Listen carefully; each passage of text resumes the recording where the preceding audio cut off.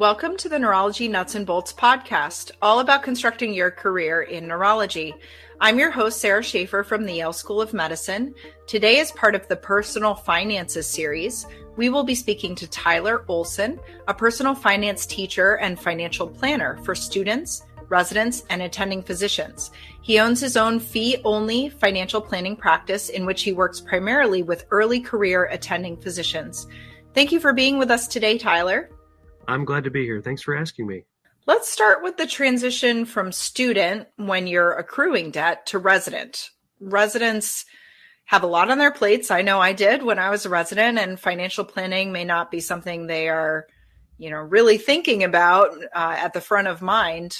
Retirement seems pretty far away when you're a resident. What kinds of things should a trainee be thinking about with regards to their financial decisions, even during training?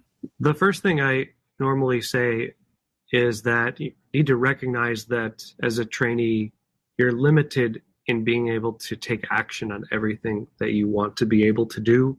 And so, for example, many trainees will have student debt and they would very much like to get rid of it.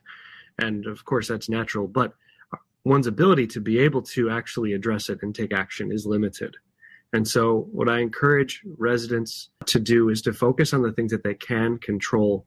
And those are primarily managing cash flow. Most of the time we use the word budgeting for that, but I use the word cash flow because I want to try to teach that budgeting is like a function of managing cash flow. Budgeting is, well, what are my expenses? What is my income? How can I reduce cost of living? Things like that. But it's part of a bigger picture of the flow of cash in our life. We have money coming in, we have money going out. And if we can visualize that and better control it, that is the best foundation for effective financial planning. Because when you know what's coming in and you know what's going out, and you start to be more intentional with where that money is going, even if it's limited right now while you're in training, those habits will serve you very well as your income increases over time. Because whatever we do to a limited extent, when freedom opens up and your paycheck is bigger, whatever you were used to doing before will likely be what you lean on to continue to do in the future. And like the first few years as an attending are critical to being able to supercharge your retirement savings plan, making sure that you're acting upon your debt payoff plan if you have student debt. And so even if you can't do those things now because you're still in training and you're making maybe $50,000, $55,000, $60,000 a year, this is a great time to establish those habits. The second thing is to do your best to just maintain the status quo financially, to try to tread water. Just like the first point that you can't really take action on complete debt payoff on your current income, you do have some control of not going into further debt.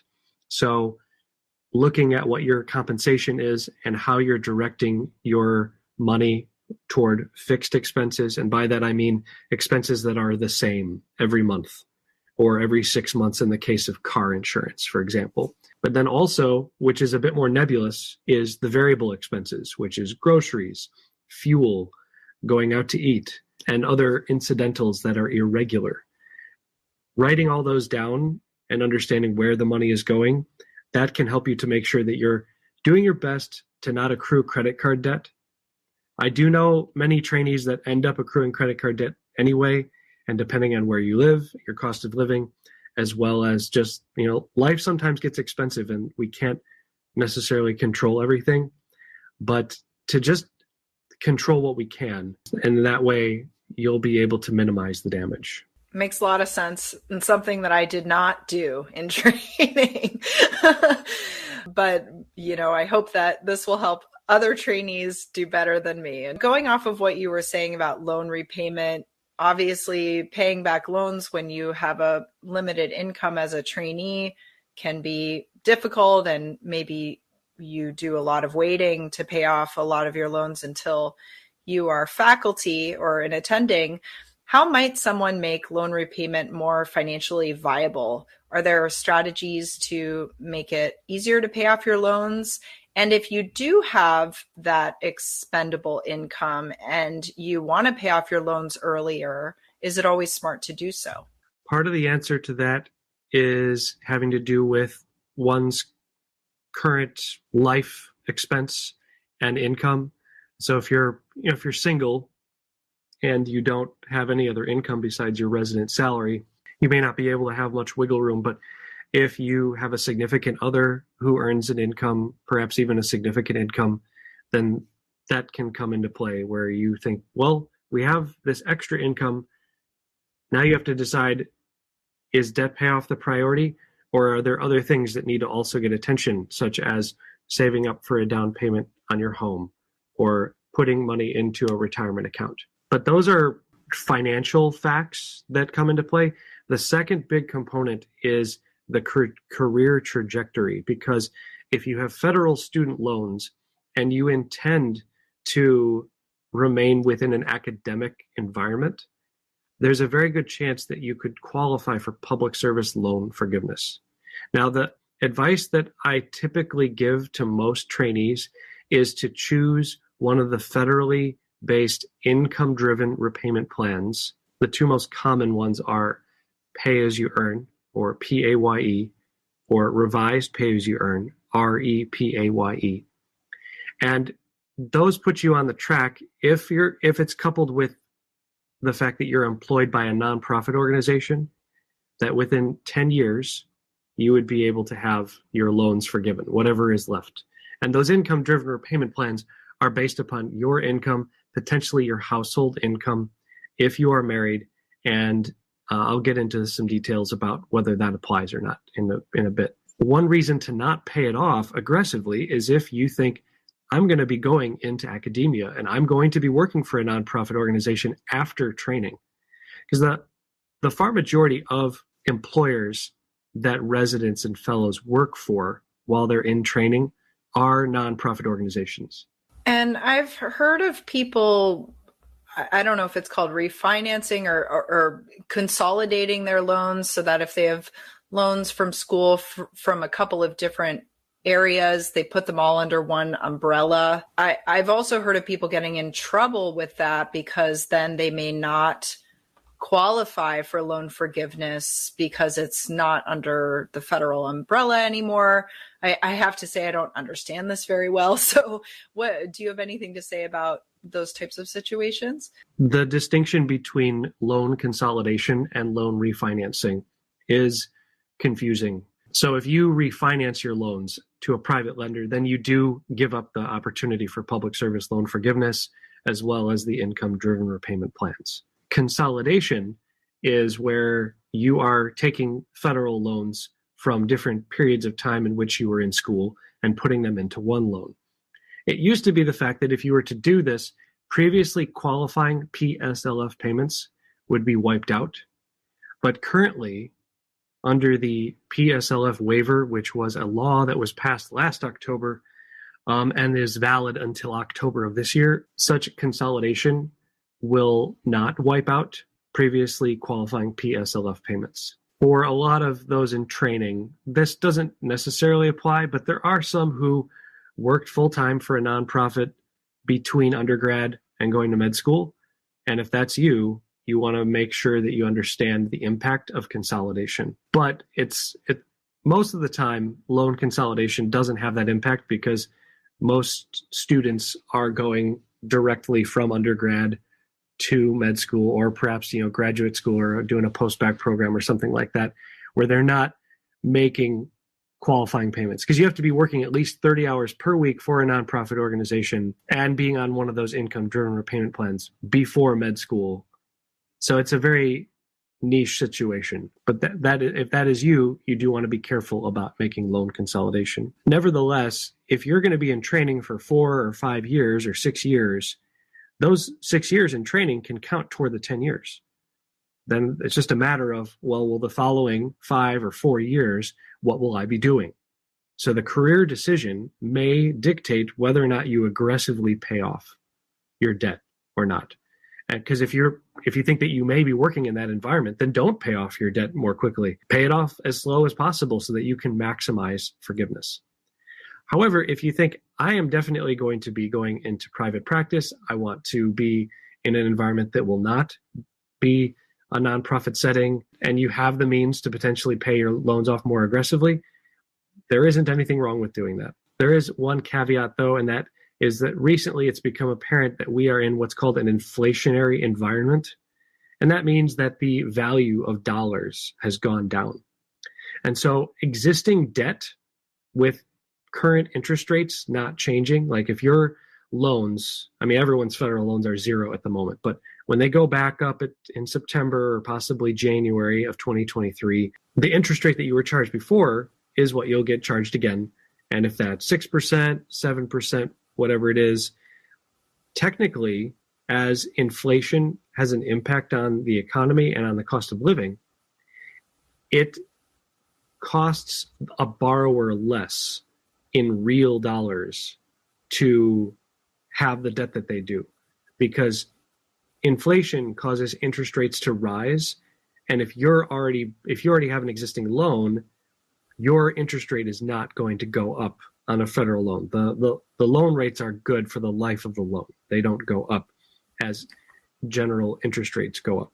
So that might be a good reason to actually not be aggressive in paying off debt. It's a very nuanced situation, though. And so it's important to know that it's not just a pragmatic decision. It's also, emotion is involved too, because maybe you just want to get rid of the debt, right? Right. It's a big load off your shoulders. Yeah. So I think it's important to give strong consideration to one's disposition toward debt and the impact on their mental health. But then again, you need to weigh that against other savings goals. Like if you've been in school for years, you've been in training for years, and you would like to be able to buy a home, saving for a down payment is also very important for many people. So you need to write down the things that matter to you and see what sort of extra savings you are having per month, and then talk, if you're single or if you have a partner, discuss it together to be able to clarify what your values are and then direct your money decisions accordingly. And I would imagine these interest rates come into play also when you're thinking about refinancing. I don't know if interest rates change when you consolidate loans, but refinancing to get a lower interest rate than what you started out with might be part of that calculation. And as you said, the current market versus the interest rate that you have on your current debt is going to matter, because if you have a low interest rate on your debt and the market is doing very well, then the money that you might put off to pay off the loans might do better in a market economy than going towards your loan repayments and things like that. As you said, it gets very complicated. And it's important to not, there's more than one right way here. I think that if someone in training does have extra income for saving, even before they start thinking about prioritizing extra debt payoff, they should be building up an emergency fund of approximately 3 months worth of expenses. And even after that is filled, if they have the ability to contribute as much as $500 per month to a Roth IRA is an excellent savings account for trainees to put money away for retirement. You put it in and you don't get a tax deduction for the contribution, but the earnings of those investments internally grow tax-free. They have the potential to become quite a bit in savings if you make it a regular habit each year. And when you're in training and your income is lower, such a contribution is relatively inexpensive. And what I mean by that is when you're making $50,000, $60,000 a year, the amount of taxes that you owe at the very most, if it's just that income, is around 12% to the federal government. But as an attending physician, once you are making 150, 200, 250, you're going to be probably at the 22 or 24% bracket, or possibly even up into the 30% range. And so when you make a contribution to a Roth IRA, that's coming from money that has been taxed. So if you think about it, money that's been taxed at the top level, 24% or 32%, you're looking at paying a lot more in taxes to be able to have that money to then put it into the Roth IRA. Whereas as a trainee, when it went through I like to call it like a tax car wash, it had to go through that, but you paid a lot less in taxes. So it is less expensive to make Roth IRA contributions as a resident than it will as an attending. So that's an important thing to do if you have the means. That is a really good point and something I've never thought about before. And also a very good transition to my next question, which is about retirement savings. When you put your money into retirement through your employer, there's generally a standard company that's used like Fidelity, or our company is TIAA. And that company generally puts your money into some standard set of investments. Is it okay to go with the default company, the default standard set of investments? What should people know about this? In the environment of retirement plans offered by your employer, going with the default option is usually fine. The companies like Fidelity or TIAA, they have their default investments tend to be what's called a target date fund, where they take your birth date and they say, okay, looks like, you're 30 years old. And so your standard retirement date is 35 years from now. And so you're going to get put into the 2055 or 2060 target date fund. And when you do that, the money automatically goes into an account that is currently, it would be primarily stocks with some bonds. But over time, it automatically transitions to more and more bonds and less stocks to become more conservative. This option is totally fine.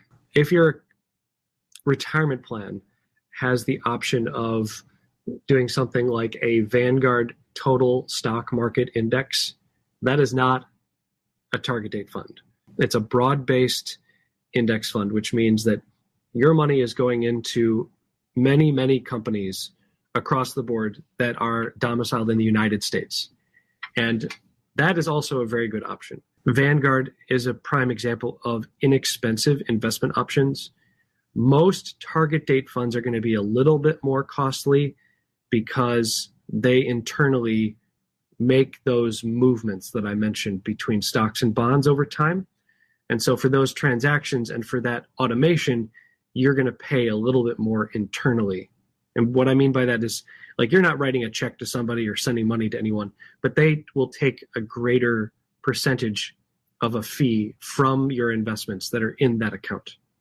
It's normally not egregious. I've seen target date funds that are like 0.15% a year or even like 0.2% a year, and those are fine. I think that the Vanguard even has a target date fund, and those I think are 0.11.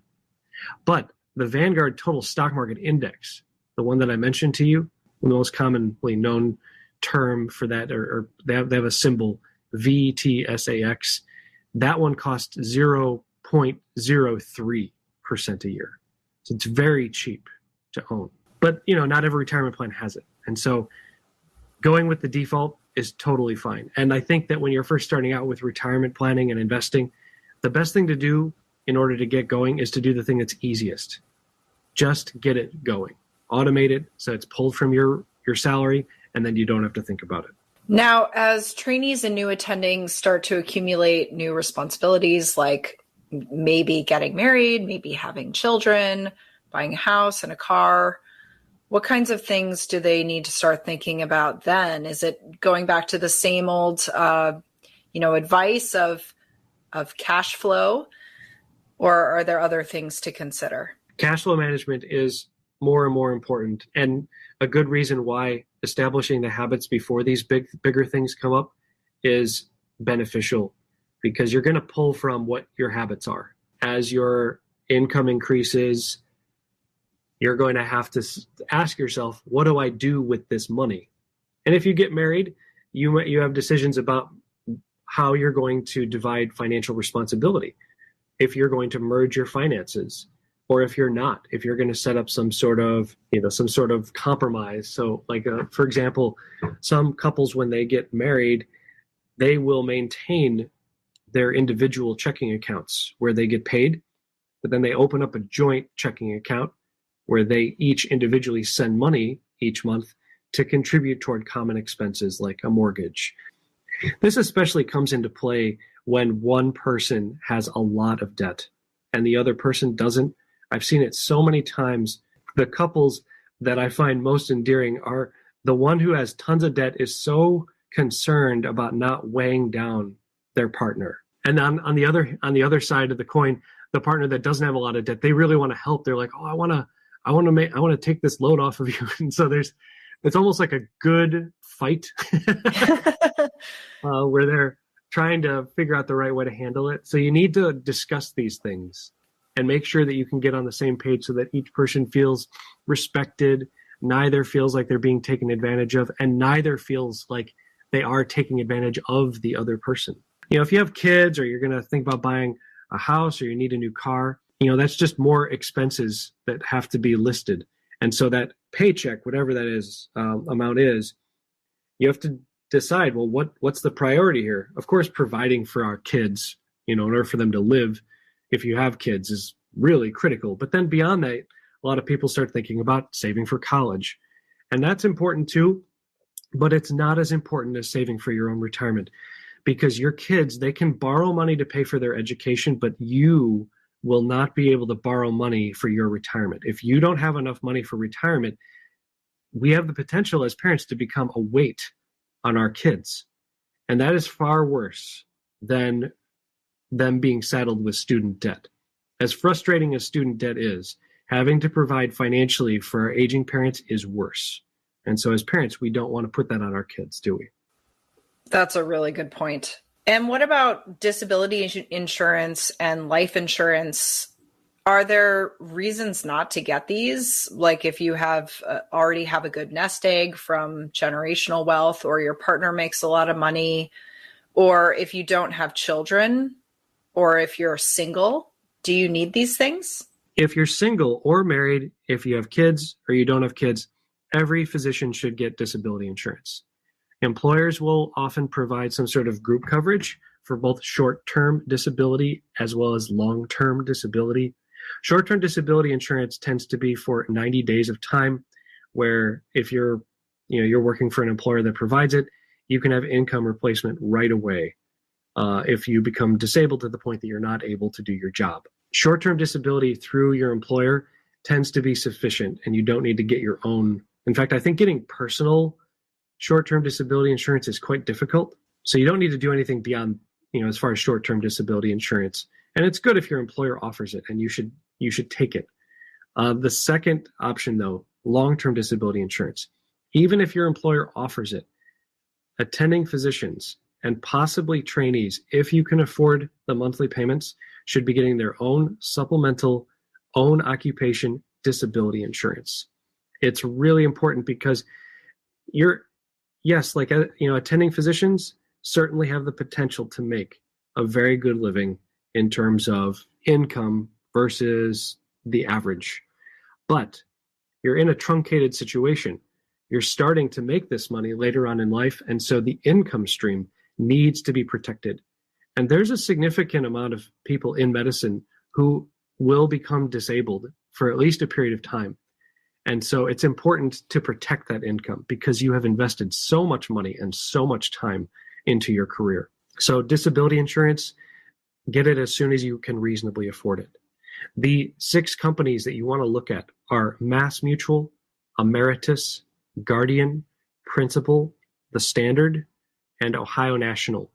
Those 6 insurance companies are the ones most likely to provide you with a very high quality own occupation disability insurance. There are some insurance companies out there such as Northwestern Mutual that offer what they call a medical occupation disability policy. It is not a true own occupation disability policy. And I've read the details on them. I know that some physicians have gotten it. I've not seen outcomes positive or negative on them. I just look at the wording of the contract and I find it very confusing as far as what will be covered in the case of a disability and how much would be paid out, because it's essentially a moving target, the way that they define medical occupation. So when I see something that doesn't make sense or there's lack of clarity, I just prefer to steer clear and go with those first 6 companies that I mentioned to you.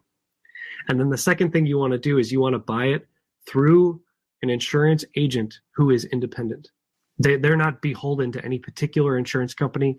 They're just focused on what is best for you. And there are a few out there that do good work. I can share some examples with you. Yeah, nevertheless, those are the two main things to focus on as far as disability insurance. What is an own occupation? What does that mean? Own occupation insurance? Own occupation means that you're covered for a disability that would prevent you from doing your job. So I can actually give you an example of myself. Like, I'm a financial planner and I have own occupation disability insurance. What that means is that if I were to suffer a disability that would prevent me from doing my work as a financial planner, but I still had the physical and mental capability of doing something else, I would still be able to get paid out my benefits. The same thing applies for a physician in their particular field. If you're a surgeon and you're not able to use your hands, but you could do some other aspect of medicine, if you have own occupation insurance, disability insurance for your surgical specialty, and you get disabled to the point that you're not able to do that job, the insurance company will pay it out. That sounds very, very important. What about life insurance? Life insurance is not quite as critical in terms of income protection. It is critical, though, if you have kids, I'd say that it's very critical to get, because, while dying is less likely to occur than disability during your working years, it is still a possibility.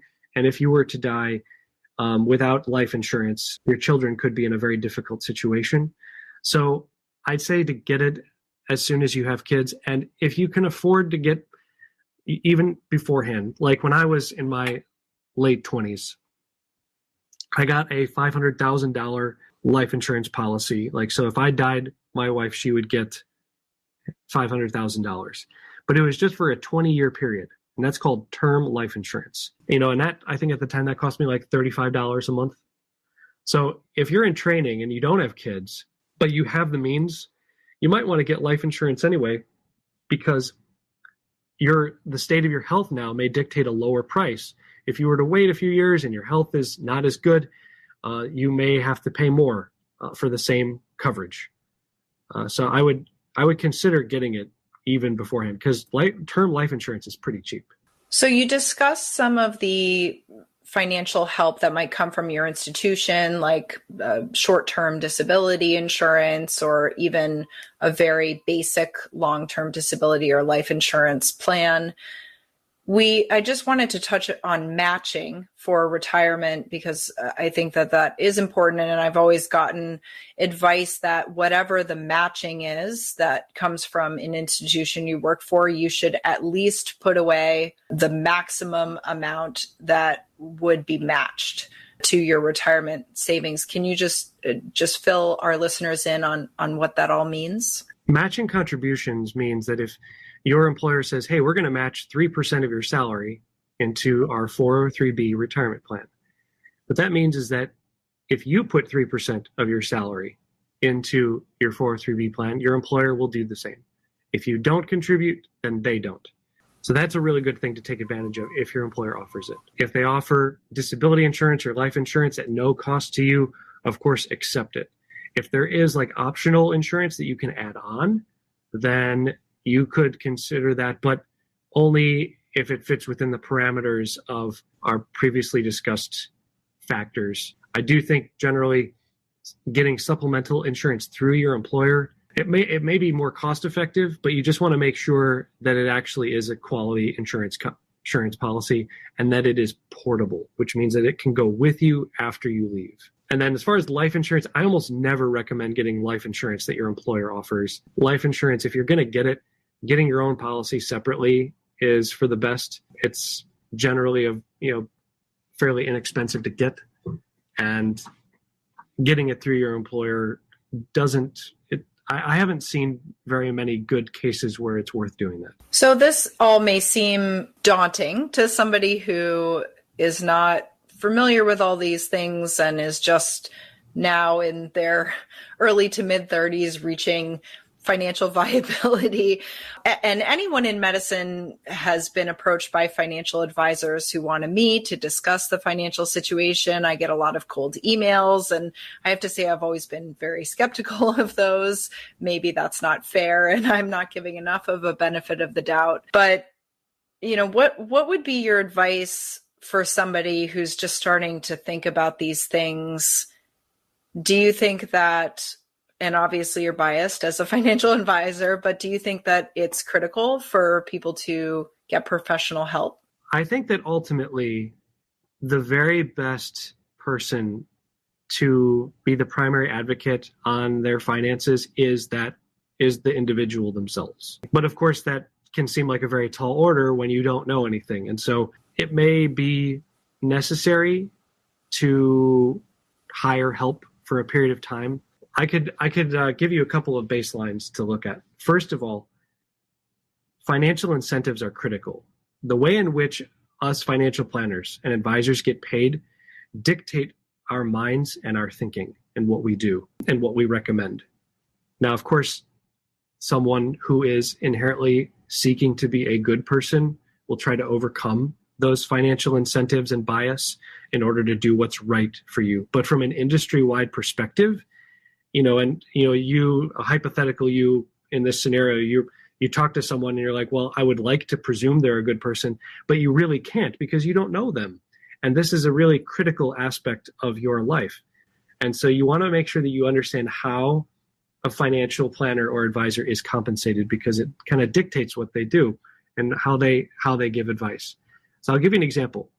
During the first 10 years of my career, I worked for a business, a firm that was compensated through investment management. When I would talk with someone for the first time, I would be interested in knowing what they were concerned about, but I could not avoid what was going on in the back of my mind. And that is, how much do they have to invest? Where are their retirement accounts? How can I get that into the conversation so that I can have them bring their accounts over to me and I can manage them? Because the only way that I would be able to get compensated is if I manage their money. So I would have people that would come to me with questions about dental insurance, disability insurance, debt issues, all sorts of things that didn't have anything to do with investing. And they were really important. And I tried to I wanted to help people, but I also there were some occasions when there were some really big things that need to get figured out. And it wasn't really appropriate for me to be able to manage any investments for them because they didn't have much at the time. And that's very common for a lot of people, but they still need help. I would invariably be unable to give them as much time as they needed in that business setting. And so you want to be mindful of that, because if someone gets paid to manage investments or they get paid to sell insurance products, that is what their mind is going to be going to. So you want to ask them, how are you paid? Another thing that you want to do is you want to ask them if they're a fiduciary. A fiduciary is required to only give advice that is in the best interest of their clients.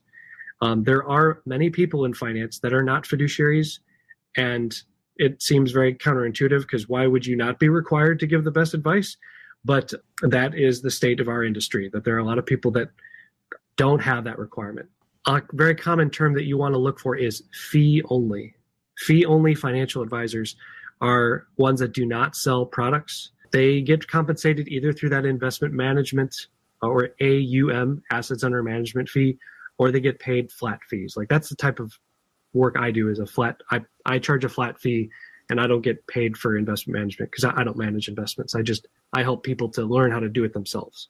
But what you want to do, aside from finding out about how they get compensated, is what their long-term intent is with you, because financial education is really critical for being able to be empowered. For you, for a physician that wants to be able to be in the know of what's happening with their money and how they're going to be able to make decisions as life changes, you need to know what's going on. And if you want to be more in control and you want to be empowered to be able to make those decisions, and so that even in between big decisions, you can have peace of mind in your heart knowing I've done everything I can, that requires an intake of education. And so if you do hire someone, You want them to be very, very pro education and imparting everything to you so that they become dispensable. Like I tell people that I work with, by the end of the term in which we're working with, I want you to not need me because you are your best advocate. I could be the most trustworthy, smartest person in the world, but in the end, it is your money. They are your decisions. It is impacting your values and your family. You need to be in the driver's seat. And like, if you need help on the sides from time to time, that's totally fine. But to totally like hand it off and not be involved can put you into a dangerous situation, I think. And that is really challenging for many in medicine because, I mean, wouldn't you agree it's true that so much of your time and energy and like learning has just been in something entirely different, right? Yeah.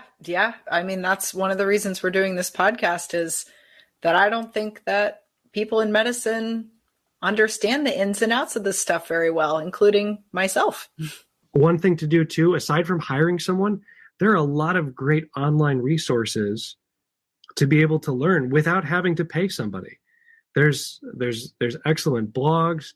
There's good resources. Like I've tried to, like, a very, very important project that's been near to my heart has been building a Twitter platform that's focused on financial education where anyone can get their questions answered without wondering if they're going to be sold something. And so you want to be able to find those free resources. You could tell anyone that's listening, if you don't have a Twitter account, get one. And then if you follow me at Olson Planner, OLSONPLANNER, I have students and residents and fellows and even attendings who they'll message me questions all the time. And I'm just answering questions because I want to create a resource where people can safely learn without it being entangled with money, without, feeling like, oh, this is some precursor to like signing up for some subscription or newsletter or some service or something like that. Because like in the end, being able to safely learn about finance from a reliable source, that is going to be the greatest way for an individual to be able to make a good foundation.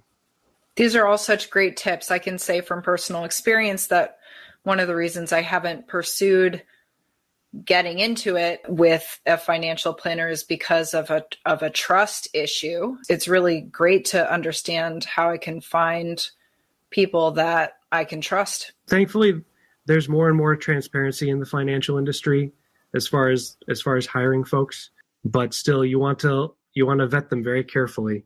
In fact, a friend of mine, he asked the right question. Here's a really great list of questions. Another advisor that I know, his name is Thomas Kopelman. He does a lot of education on Twitter as well. He was saying like that some of the most important questions that you can ask are, I mentioned those, like, are you a fiduciary? How are you compensated? Who do you do your best work for? What does the relationship look like? How many times will we meet? Do you manage investments? Can I speak with some people who you work with or have worked with in the past? I'd like to get some context around the quality of person that you are. All those things are really good questions to ask. Are there any other parting tips and tricks for our listeners? Just to give yourself some patience. You've been in a world, if you haven't learned anything about personal finance yet because you've been entirely focused on medicine, it's going to take some time to learn. And you want to be patient with yourself. Putting into practice a number of the things that I mentioned today will benefit you, but they will take some time. And if you feel like, wow, this is really overwhelming, that is totally normal. You do want to give yourself the opportunity to learn. So try taking one topic at a time. If you want to learn about cash flow or budgeting, decide, hey, I'm going to research this. I'm going to look into how I can better do this. If you want to learn about disability insurance, separate that out. Don't feel like you need to learn everything all at once. You want to take your time, one topic at a time, and learn as much as you can. And then if you decide that you need help, professionally, then follow the steps that I mentioned as well. And then thirdly, talk with other people, like talk with your peers about what other people are doing and thinking. And it's not to say that you're necessarily going to take everyone's advice as gold. But it's good to get some perspective. To learn what other people are doing can help us to shape our own decisions. Because if we feel like we're just alone in this, that isolating feeling can create fear. It can make us feel anxious, like, am I doing everything right? But by making it more of like a community effort, it can relieve some of that stress, and it can give us some really great ideas on what to do ourselves. Thank you for all this invaluable advice, Tyler. I appreciate you taking your time to teach us today. And I already follow you on Twitter, but maybe some of our listeners will join me in that, and I'll follow that other guy too. Yeah, no, Thomas, he shares some great threads about different aspects of finance. So I'd definitely recommend him. Neurology Nuts and Bolts podcast was created and produced by myself, Sarah Schaefer. This podcast is not recorded as an official podcast of any institution or organization. The podcast is unfunded. Opinions are those of the individual participants. Music by Audrey Nath, artwork by Shivani Ghoshal. Want more content like this? Be sure to subscribe to the Neurology Nuts and Bolts podcast wherever you get your podcasts to hear more about constructing your career in neurology. Follow us on Twitter at NeuroBolts and on Facebook at Neurology Nuts and Bolts to stay up to date on new content, and give us feedback on what you want to hear. And tell your friends. Thanks for joining us.